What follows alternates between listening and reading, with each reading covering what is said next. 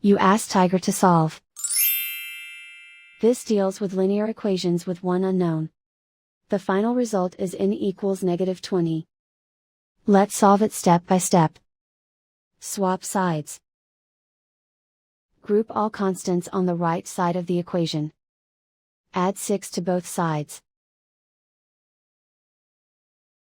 Group like terms. Simplify the arithmetic.